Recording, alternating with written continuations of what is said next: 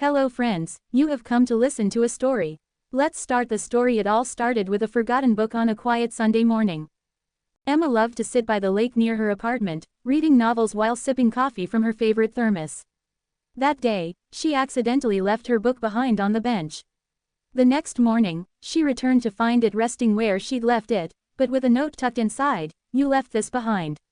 It looked well loved. "I hope you don't mind that I read a few pages. Maybe I'll see you here again, Jay."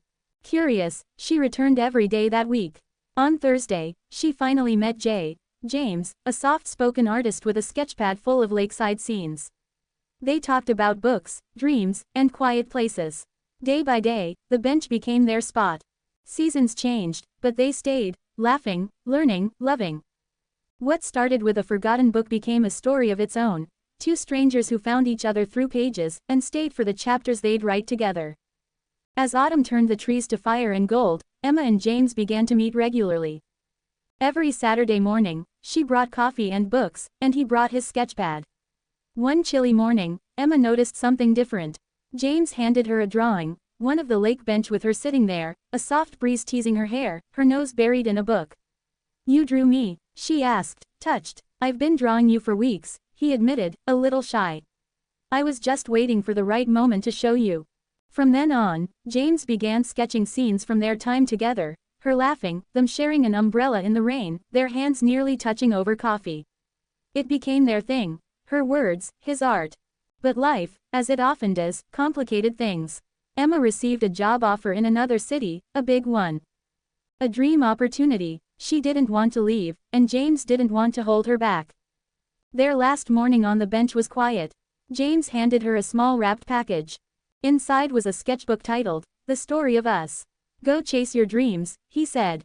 "But come back when you're ready to write the next chapter." Emma left, heart full and heavy. They texted sometimes, called when time allowed. But the lake, the bench, and James's sketches stayed in her heart. And a year later, on a warm spring morning, James sat on the bench like he always did, sketching the lake. Until a familiar voice said, "Room for one more." He looked up, and there she was, Emma, smiling with a book in one hand and his sketchbook in the other. "I think I'm ready to write the next chapter," she said. They sat on the bench for hours that day, catching up on the year they'd missed. Emma told him about the city, the fast pace, the lights, the noise, and how none of it felt quite like home. James listened, watching her the way he always had, as if she were the only person in the world. "Did you ever stop drawing?" she asked. "Only when I ran out of things to remember about you," he said, then added, "but never really. You were in every sunset I sketched." That night, they walked around the lake as the stars blinked on above them. The same moonlight that had once lit their early conversations now bathed the path in silver. They didn't rush into anything. They started over, in some ways, slowly rebuilding the rhythm they had before. But this time, there was no wondering, no, what if. They both knew what they wanted. Weeks turned into months. Emma found a local job, not as glamorous, but fulfilling, and close to the lake. Close to James. On weekends, they worked on a shared project, a children's book. Her words, his drawings. A story about a girl who loved to read and a boy who loved to draw, who met on a bench by the water. One morning, James led Emma to the bench again, but something was different. A fresh coat of paint, a little plaque on the backrest. She leaned in to read it. "To the girl who left a book and found a story instead, Jay." When she turned around, he was down on one knee. Emma froze, the world blurring around her.